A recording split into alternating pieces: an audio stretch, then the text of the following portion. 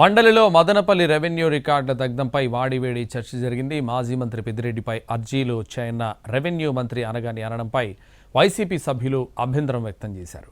జోక్యం చేసుకున్న మంత్రి అచ్చెన్నాయుడు మాజీ మంత్రి పేరు ఎక్కడా ప్రస్తావించలేదని సమర్థించారు. మంత్రుల వ్యాఖ్యలకు ప్రతిపక్ష నేత బొత్స కౌంటర్ ఇచ్చారు. విచారణ జరుగుతున్న సమయంలో ఆయన పేరు ఎలా ప్రస్తావిస్తున్నారని ఆయన నిలదీశారు. ఎంక్వైరీ వేయండి, తప్పు చేసిన వారిని శిక్షించండి అని తేల్చి చెప్పారు.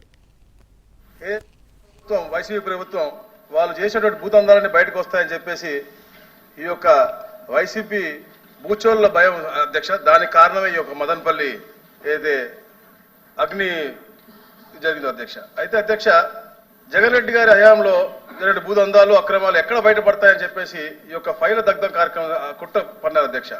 స్పెషల్ సిఎస్ గారు పక్క రోజున వెళ్ళి అక్కడ ఉంటే కొన్ని గంటల్లోనే 500 పై చిలుకు కేవలం అక్కడ మాజీ మంత్రి పెద్దిరెడ్డి రామచంద్రారెడ్డి అధ్యక్ష చాలా మంది పేర్లు ఉన్నాయి. దాంట్లో మదనపల్లి ఏరియాలో ఆయన పేర్లు ఎక్కువ ఉన్నాయని చెప్పాను. నేను వచ్చి అర్జీ చెప్పాను.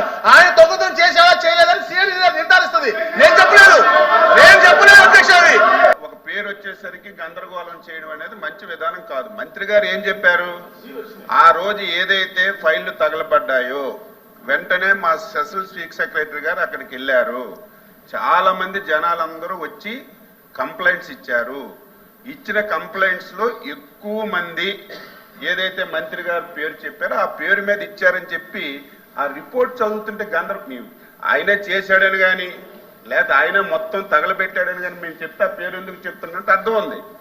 దానికి గందరగోళం చేయడం మంచి విధానం కాదు. మేము ఏ పేరు చెప్పలేదు.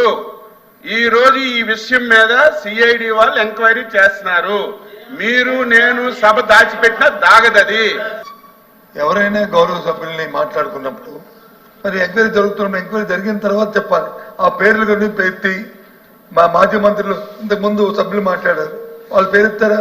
మాజీ మంత్రులు అక్కడ మాజీ మంత్రులు ఉన్నారు, మాజీ ముఖ్యమంత్రులు కూడా ఉన్నారు. నేను చంద్రబాబు నాయుడు గారు పేరెత్తే బాగుంటుందా? ఆ ధర్మ ఆయన వచ్చి చిత్తూరు జిల్లా దోచాడు ధర్మ అని మాట్లాడితే ఆయన కూడా మాజీ ముఖ్యమంత్రి. సందర్భాన్ని బట్టి మీ ప్రభుత్వంగా నిజంగా మీ చేతనైన ప్రభుత్వం అయితే మీరు ఎంక్వైరీ చేయండి. ఎవరు తప్పు చేస్తే తప్పు శిక్షించండి. మీ వద్దలేదే వేశారు కదా ఎంక్వైరీ, శిక్షించండి.